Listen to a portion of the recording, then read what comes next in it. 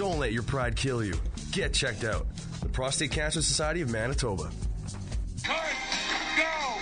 All the way! The First Row Sports Show. Check us out on Twitter, Facebook, and Instagram. He's going in on goal. He should on CABC3, the future of broadcasting. With your host, Darnell+Duff. That ball hit hard. Stretch. Austin Jackson back looks up. You can. Ready to the board. Yeah. 5, 4, 3, 2, 1. Tuesday afternoon, Herzing College. It's time for the First Row Sports Show here on CABC3, the future of broadcasting. I'm Darnell+Duff, as always, and Theo Tutclick in the booth with me here today. How you doing today, Theo? It's a scorcher out there, and it's only going to get hotter, which means we got lots of sports to talk about, and let's stay in the good zone. Let's talk about the positive stuff first, then we'll get to the nitty-gritty, dirty, ugly action later. Yeah, so let's start with the Toronto Blue Jays. 8-game winning streak in a row, 61-52, 1.5 games behind the New York Yankees, who open up a series with the Cleveland Indians in Cleveland tonight. So that's a big series. Obviously, for the New York Yankees, I mean, the Cleveland Indians they're not mathematically eliminated from the postseason, but they need to do a lot of work if they want to get there. Maybe a big series against the New York Yankees could get them there. But let's talk about the Toronto Blue Jays. They open up a series with the 51-62 Oakland Athletics on home surface at the Rogers Center tonight. This is an absolutely huge series for the Toronto Blue Jays, not only to catch the New York Yankees, but even if they just win a couple games in this series, keep the hot streak going. They're 11-0 with Troy Tulowitzki playing. Absolutely, and you think about how they've put the foot on the gas pedal the last 8 games, playing the stronger teams as of late. You don't want to see the Toronto Blue Jays decide to let up a little bit against the Oakland A's. I mean, they do have a losing record. They're not in playoff contention. And Brett Lowry is coming back to play in Toronto. Maybe a little home welcoming for him, perhaps. But, I mean, you don't want to see the Blue Jays take their foot off the gas pedal here, and you don't want to see them let up. You want to see them finish strong because bad habits can come in right away. And like you said, the New York Yankees are in town right after them. So, well, Let's talk about Drew Hutchinson a little bit. Now, if you just look at records, you would think Drew Hutchinson is one of the best pitchers in the major leagues. I mean, he's got 10 wins, 13 is the leader in the MLB right now, I believe, but he only has 2 losses. But his ERA is 5.42 with 142 hits in only 118 innings. Now, sure, 10 wins is great, but you saw in his last start when he gave up 7 runs, the only reason he got the win in that game was because Toronto offensively are gifted. They scored 9 runs in that game, and it's the case of that game. If the Toronto Blue Jays didn't support Drew Hutchinson, he could be looking at 10 losses and only 2 wins. It would be a role reversal. I mean, if you gave R.A. Dickey the same run support you're giving Hutchinson, their win-loss records would be completely flip-flopped. I mean, R.A. Dickey as of late has pitched stellar baseball from the mound. And he's not pitching against the Yankees where he's been hot as of late and at home as of late. So he has a great record against the Yankees and at home. Going back to Hutch, I mean, when you have 9-10 runs scored for you, you should be winning a lot of your games. You should not be letting up, and you should not be giving away 6-7. And in Hutch's case, his ERA is a lot higher, if not the highest, on the starting pitching rotation for the Toronto Blue Jays. So he's been very lucky with the run support. And yes, the Toronto Blue Jays are absolute juggernauts with the bats. I mean, they're number 1 in runs scored. They're up there in home runs. They destroyed the New York Yankees 6-1 in home runs in their last series in New York. I mean, Toronto hits the ball and hit the ball hard and hit the ball far. So for any starting pitcher, you have to like your odds in saying, I'm going to get more run support than no run support. You have to continue that against the Oakland Athletics, and you can't let up. The other thing I want to point out real quick is how well bolstered the defensive side of this Toronto Blue Jays team has been. I mean, ESPN noted it last night, and they looked at the starting rotation, not on the mound, but the starting lineup for the boys in the field. They've only had 1 error in the last 8 games in the infield. 1. Compared to when Jose Reyes was in playing where Tulo was, where they were consistently having errors at the wrong time. Games when they were on the line, games when they were close. Tulo, Donaldson have sealed up one side of the field. Goins, I mean, he's one of the quicker hands playing at second and short with Tulo. Russell Martin behind the home plate. He's controlled the game the last 11 or 12 since they've got all these wonderful pitchers now. I think the defensive side of Toronto has been overlooked because of their offensive juggernaut feeling with the bats. Well, I mean, it's easy to overlook the defense. I mean, when they're scoring so many runs, they lead the MLB by more than 80 runs. But I mean, it's pretty unfortunate for Michael Saunders. He got traded and he was acquired by the Blue Jays at the beginning of the season from the Seattle Mariners.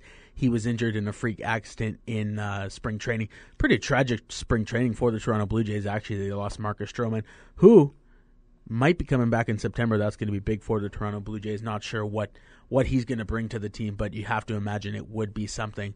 But, I mean, Michael Saunders has been overlooked now. Ben Revere's stellar in left field. Kevin Pillar's been a real hotshot for the Toronto Blue Jays this year. Going in, I mean, maybe Anthopoulos expected a guy who's going to hit maybe 220, not play that many games with getting Saunders. But, I mean, he's been phenomenal. He's batting, I believe, 270 this year. Very good in center fielder. He doesn't have speed, that much speed anyways, but he reads the ball off the bat. And then, of course, you have Jose Bautista in right field. Justin Smoke at first. He's been phenomenal, too. So, I mean, defensively, this team is one of the better teams in the league, how they are right now. And Torrey Hunter said it great after his series with the Toronto Blue Jays. And many teams are going to have trouble beating the Blue Jays. I mean, he said it perfectly after they got they swept the Minnesota Twins. Not many teams are going to beat these Toronto Blue Jays. They swept the New York Yankees. They're showing they're for real. Anthopoulos, he wants to make the playoffs. I mean, it's been tough in Toronto for over 23 years. This is the time. Fans want to see these guys in the playoffs. There's absolutely no reason this team shouldn't be in the playoffs. But let's talk about Marco Estrada a little bit. This guy coming to the season, you're expecting, mediocre pitching. In the last couple starts, he's been phenomenal. You go back to Sunday's game against New York, only gave up 2 hits. He's been one of their silent, but he's getting a lot of wins for the Toronto Blue Jays. It's a problem that the Toronto Blue Jays love to have. I mean, they have 5 starting pitchers right now that could potentially go in a 5-man rotation, and all 5 are strong. And you look at the way Estrada's pitching, as well as the way R.A. Dickey's pitched in the last month. I mean, Mark Burley's showing signs of brilliance, that he's pitching like he was 5 or 6 years ago with the White Sox. And you've added the ace in David Price that solidifies the strength and the fortitude of what you expect off the mound from Toronto. The one thing you have to note is how many innings the bullpen has had to come in to really pitch over the last 8 or 9 games. I mean, you're seeing your starters getting 6, 7 strong innings. You're maybe seeing 1, maybe 2 innings of relief. Osuna's coming in on the 9th. I mean, he only has 9 saves, but the Blue Jays bullpen has been a lot stronger as of late because they haven't been used as much as they have. So they're well rested. They're easy to locate their pitches, and they're better to locate their pitches now compared to a month ago. And with the add of the Sausage King of Toronto here, that could potentially be very lethal, so that if a starter isn't having a greatest game after 4, you throw Stroman in there. Then you throw Osuna in there, or then you throw LaTroy Hawkins. I mean, the ageless wonder. I mean, the guy he's throwing lights out. He's locating the ball well. He's hitting the ball. He's hitting his pitches. Russell Martin and Deonna Navarro are very happy with how he's pitching, too, for how old he is, too. Well, I mean, outside of the Boston Red Sox, anyone realistically in the AL East could make the playoffs. I mean, the Tampa Bay Rays are the farthest team back, 6 games behind.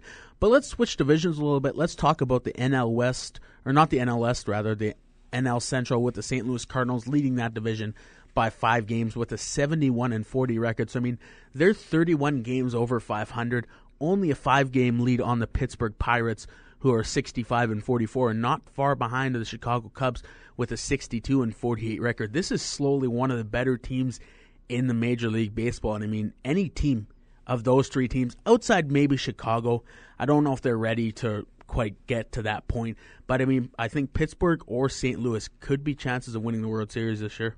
St. Louis has always shown they've been a strong team to wire. They play great ball. They play great team ball. They don't rely too much on the heavy bats. They don't rely too much on the small ball. They have a good mix of everything. What's most important is how well their pitching staff has stayed together throughout the injuries. I mean, you look at how St. Louis is able to pitch the ball and pitch the ball well but just have enough runs to win more of those games. I mean, 31 games over 500 is pretty impressive. Not taking any away from the Pittsburgh Pirates, because the Pittsburgh Pirates are right there, 5 games behind, and I believe they're leading the wild card. Chicago is definitely, exceeding expectations with the young lineup they have. I mean, they were a team that was supposed to be fighting for 500, maybe a little bit above.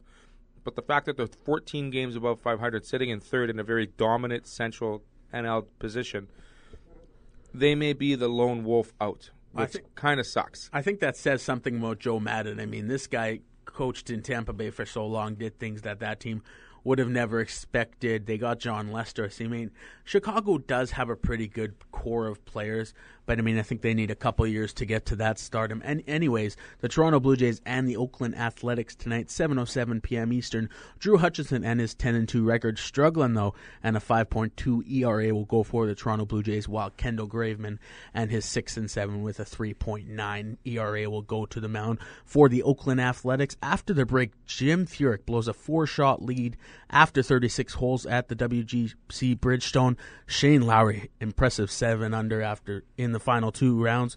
We're going to talk about it. You're listening to the First Row Sports Show on CABC3, the future of broadcasting. I think CABC3 is so cool. So cool.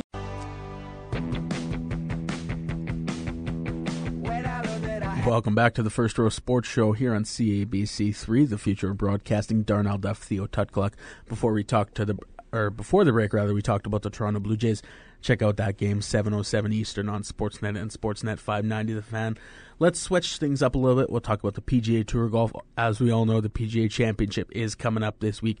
Rory McIlroy is back in the field after that ankle injury. He didn't even suffer in golf, suffered in a soccer injury. We'll talk about that after. Jim Furyk, 4-shot lead after 36 holes at the WGC Bridgestone, which does have the PGA's best field of the year.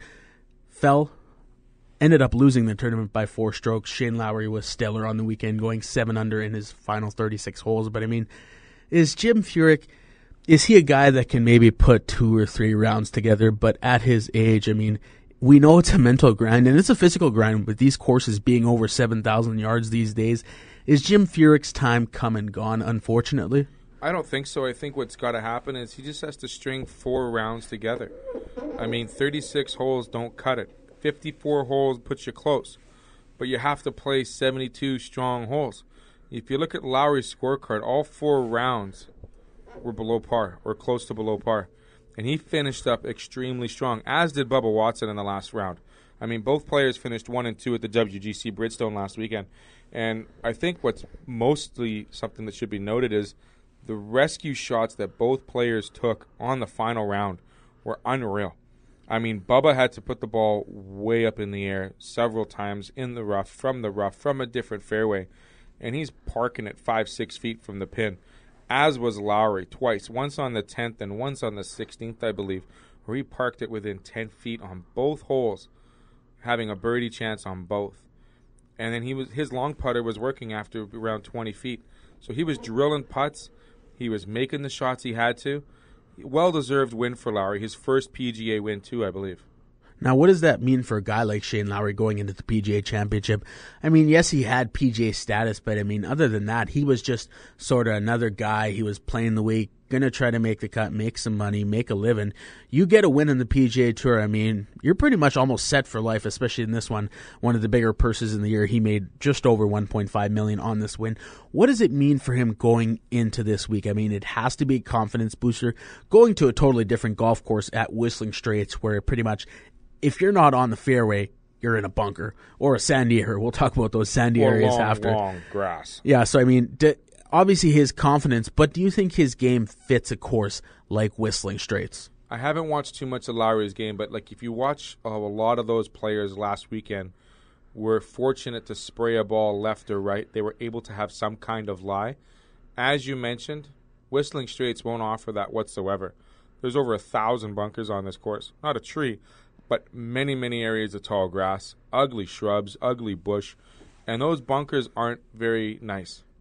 Yeah, I mean, you have to hit the ball straight. You do, and you have some par threes that are 230 yards onto, it seems like helicopter flights. I mean, they're skinny, they're small greens. You have to be precise, and you have to imagine the greens are going to be hard. If it is sunny weather out there, this could be a very tough PGA Championship. Let's talk about Rory McIlroy. He's been out for a while after he suffered that ankle injury playing, pickup soccer, whatever you wish to call it. Not sure why he was doing that. Nonetheless, let's talk about him. Coming into this week, was it smart for him to come back and play in the PGA Championship?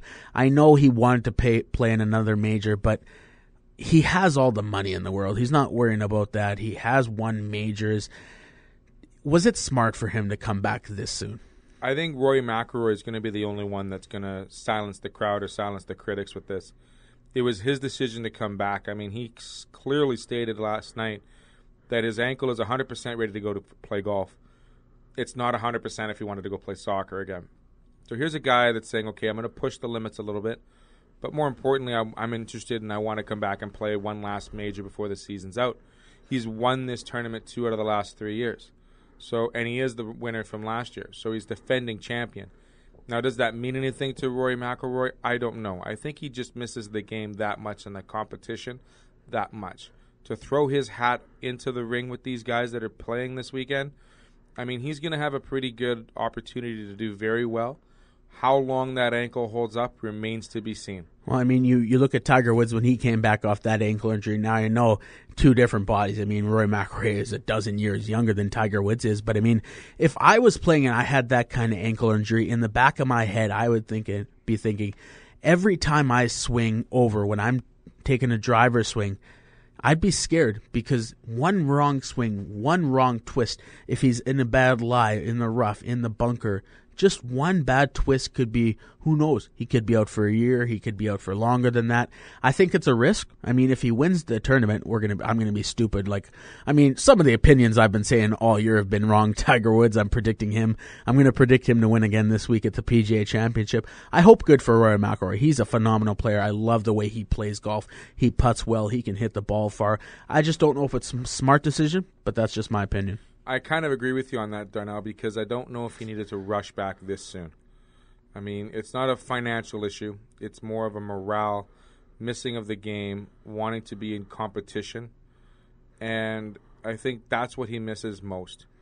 I mean, it's tough when you're used to playing week in and week out, injury-free or battling a little thing here or there, and you're able to play that next weekend or this next weekend. He's been out for over a month. Kind of getting a bit stir-crazy at home, kind of not wanting to do any more rehab. He just wants to prove that he's rehabbed enough. He knows how to take care of himself. If something happens, then something happens. You just can't go out there. I think you talked about what's going in the back of his head, what's going through his mind when he does swing or he does have a bad lie. I think what has to happen in the foremind is saying, I'm going to hit this ball where it needs to go. I'm going to walk out of this bunker unscathed, and I'm going to show the critics and show myself that this was the right time for me to come back. Well, hopefully he does good. I hope he does, definitely. Now, I think we talk about Tiger a little bit too much. He's the wild card going in this week. Who knows? I'm going to predict him to win. But let's talk about a guy, Jason Day, who's been so close in so many majors. A lot of people put him in the echelon of the best player on the PGA Tour not to win a major. Where do you think Jason Day stands? I mean, he hits the ball far. He's one of the bigger hitters on the PGA Tour. He can hit it straight. He can putt. He has a good wedge game. What is stopping Jason Day from winning a major championship? That I don't know. I think what's stopping Jason Day is another player that plays that much better than him when he plays exceptional. I mean, he played extremely well in the British Open. He came to the Canadian Open and winning that on the 72nd hole, showing that he does have the charisma and the fortitude between the ears to put solid rounds together and win a PGA event. For Jason Day, I mean, he played this course in 2010, as did Dustin Johnson. Both of them did finish in the top 10, so they have experience with this course. I think that may lead a little more into this weekend to give him an upper edge on players like Jordan Spieth who haven't played this course competitively yet. So, who's to say? I really like the way Jason's hitting the ball. I really like his short game. His putting has been very well. I mean, he's striking the ball well on all accounts. So I think, like I said, we mentioned a couple days ago who was my top 4. I put him in my top 4. I think he's going to do fairly well this weekend at Whistling Straits. Well, I think Dustin Johnson and the word sandy area is probably the biggest nightmare Dustin Johnson has had since 2010 when he got that 2-stroke penalty and after being in a sandy area, which he just wasn't sure. He just thought it was just another area where he could hit the ball. It wasn't in a physical bunker trap, but it was a 2-stroke penalty. You saw that, some tears after that one. Where do you think Dustin Johnson fits in this? I mean, he's like the same guy as Jason Day. He can hit the ball far. Once he gets inside 100 feet, his wedge play is very good. He can putt the ball, although his putting has been suspicious this year. But, I mean, where do you put a guy like Dustin Johnson going into this week after that heartbreak 5 years ago? You know, I think it's gone from his memory 5 years ago. I mean, we're going to bring it up as sports people. We're going to bring it up as media people. But he's probably played close to 250 to 350 rounds since 2010. I'm pretty sure he's got a lot of golf in him that could say, you know what, I've done a lot of great things.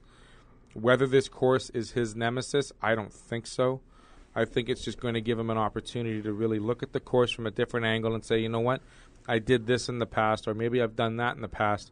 His caddy's going to have to really show and say, you know what, this is how we do this today, Dustin. Not what we did 5-6 years ago. This is what we're doing today. Adam Scott's the same way. Jason Day's the same way. Brett Snedeker is the same way. We lost Graham Dillette yesterday pulling out because of his thumb injury. I mean, it's hard to say who's really going to step up in this next 4 set of rounds starting Thursday. It's a fair game. I mean, people want to win. Tiger wants to win. Jordan Spieth wants to win. You just got to beat everybody out. Well, you said Jordan Spieth was in your top 3. Who are your other 2 picks? And then we'll switch on to something else. Jordan Spieth, Jason Day, and I think Adam Scott. I mean, I haven't said much about Adam Scott recently. I know we talked about Kuchar. Ian Poulter, we haven't talked about much. He's kind of fallen off the sliding scale as well. I mean, all those 5 guys, I think they can put some solid rounds together, I think, this week. Well, I'm taking Tiger Woods, Rory McIlroy. I mean, I can't not take the guy. And I'm still going to stick with my dark horse in Ollie Schneider-Jans. He missed the cut last week at the Barracuda Championship, but nonetheless, he's a young boy just coming out of amateur. I mean, maybe this is a bad pick. Nonetheless, I'm taking it. After the break, the Winnipeg Blue Bombers 38-8 loss against Hamilton in Hamilton on Sunday night. They're 3-4 after 6 games. Drew Willie is out for 6 to 8 weeks. How's that going to fare? We're going to talk about it. You're listening to the First Row Sports Show on CABC3, the future of broadcasting. Welcome back to the First Row Sports Show here on CABC3, the future of broadcasting. You've been listening into the Toronto Blue Jays and PGA Tour Golf. Now we're going to switch it up. Darnell+Theo Tutkuluk to the Winnipeg Blue Bombers, 3-4, 38-8 loss to the Hamilton Tiger Cats. It seems with the way the Hamilton Tiger Cats play against the Winnipeg Blue Bombers, this is the opposite of what happened last year to the Hamilton Tiger Cats in the Grey Cup final. They should have probably won that game, but they should win the Grey Cup this year if they do compete the same way they do against Winnipeg, against other teams in the league. They have an amazing home field advantage. I mean, that's the one thing. They haven't lost yet at Tim Hortons Field since its inception. And the Hamilton Tiger Cats love feasting on the Winnipeg Blue Bombers. They've played them twice now and have blown them out in both games. They've also injured Drew Willie in both games, too. So, I mean, they're a relentless group of boys. Kent Austin has them going on full cylinders. I mean, they're the strong team in the East right now, hands down. Well, let's talk about Drew Willie and the Hamilton Tiger Cats. I mean, I don't know what it is. It seems like the Hamilton Tiger Cats were giving Drew Willie his respect. But, I mean, at the end of the day, it's just the fact that Winnipeg is not protecting their quarterback in Drew Willie. And I mean, a quarterback like Drew Willie, you do have to protect that much more because he's not a big force rushing wise. I mean, sure, he does have some rushing yards, but I mean, he's not the quickest of quarterbacks. Second time they've injured him, this time for 6 to 8 weeks with the tibial plateau and a partial tear of the PCL. He's going to be out through week 16 at least, and the Winnipeg Blue Bombers have shown that they struggle, to say the least, without the services of Drew Willie. Now, there's possibilities of Braum and Ryan Marv going in. Braum is 27 of 51 with a 52.9 completion percentage, 235 yards, 4 interceptions, and 0 touchdowns. Marv is 4 for 7 in his limited action as the third-string quarterback last week against Hamilton. He was pretty impressive, though, 49 yards, 1 interception, 0 touchdowns. So, I mean, who do you think gets the start this week against Toronto in what it is a very big game if they do want to stay in the playoff race? I think playoffs are out of the picture right now for the Winnipeg Blue Bombers because we've seen how well this team does not rally against the second and third string quarterback. I mean, Braum or Marv, regardless, have shown little to no great positive effect for the Winnipeg Blue Bombers. And the proof is in the pudding, man. Like, if you can't have a backup quarterback pull in here, make some kind of strength or some kind of blip or some kind of je ne sais quoi on a team that says, we got to rally against this guy, this is our shot right now, we got to make this go. Putting up 8 points, putting up 3 points against Edmonton. Offense for the Winnipeg Blue Bombers is dismal to zero. Yeah, I agree 100%. Their offense has been dismal. With Drew Willie, they struggled against Hamilton on the week. It just seems like they can't solve Hamilton. I mean, that's about it. They can't solve the Hamilton Tiger Cats. But, I mean, you also can't give up 38 points and expect to win football games. The defense has to be better than they have been. I mean, sure, but the secondary, once they throw the ball quarterbacks, it just seems like the Winnipeg Blue Bombers, like you said last week when we were talking about, you don't know what's going to happen. There's a good chance of the offense getting a 70-yard reception as them actually patting down the ball. So, I mean, they have to be better in the secondary. They have to be defensively better for the rest of the season. They have to be. But the thing is this, I mean, their secondary is like a piece of sponge or Swiss cheese or whatever you want to call it. There are massive holes everywhere in that secondary. The Bombers only have 11 sacks in 7 games, where they used to be like the sack kings of the CFL or near the top. They are nowhere. They're at the bottom or the second to the bottom. And, I mean, I don't know what they're doing on their identity side of the defensive side of the ball, but there is no identity. They're not scared as an opposition to face Winnipeg's defense. There is no pressure on a quarterback, so the quarterback has an extra second or two for those receivers to get open or to continue with their routes. And those receivers are finding the holes in the secondary. I mean, I can't recall how many balls thrown, deep balls thrown, where a Winnipeg defender was maybe 3, 4, 5 yards behind or not even near a Hamilton Tiger Cat player. You can't have that and expect to win games. And like you said, 38 points, 31 of those in the first half. Ugly. I mean, ugly. Like, take your ugly. Like, 2 at 10 and a 10 at 2, ugly. Well, the Winnipeg Blue Bombers have been dismal on the road, especially against the Hamilton Tiger Cats. They got absolutely thrashed on Sunday afternoon. They're going to try to rebound on Thursday night against the Toronto Argonauts. That's going to be at IG Investors Group Field. So if they're going to win a game, why not be on home, right? I mean, it's going to come against a tough Toronto Argonauts team. But what about them? Can they do it? Find out on Thursday night. Let's switch topics. Let's just quickly, for the last couple minutes, talk about the Winnipeg Goldeyes, 22.5 games behind the St. Paul Saints in the North Division of the American Baseball Association. So, I mean, they're not going to catch St. Paul. I mean, unless they win out and St. Paul just absolutely takes a downfall. I watched St. Paul in the game. They can hit the ball. They can play defense.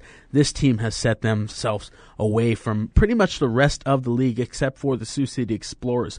Those two teams are unbelievable. The Winnipeg Goldeyes, last year they won the pennant. This year they're close. They went on a 7-game winning streak, still under 500 though. I mean, I don't know if you've seen a game this year, but Winnipeg is in tough if they do want to make the playoffs once again. I've seen actually a couple of games of the Goldeyes played at home this year, thanks to the boys dropping tickets off for us once in a while. What I have noticed is the different identity of how they're playing baseball now compared to what they were doing 7 or 6 weeks ago. They're playing a better small ball, which means just like Kansas City Royal Baseball. And they're getting more run support that way. Some of their pitching is getting a little bit stronger, but they're not going to make up 22.5 games. There's no way. I think they're sitting 6 or 7 games out of the wild card spot right now. I think that's more the definitive goal of what they need to do to get into the playoffs. Hands down, I think they're one of the stronger teams on paper. On paper doesn't equate to what you do on the field. We all know that.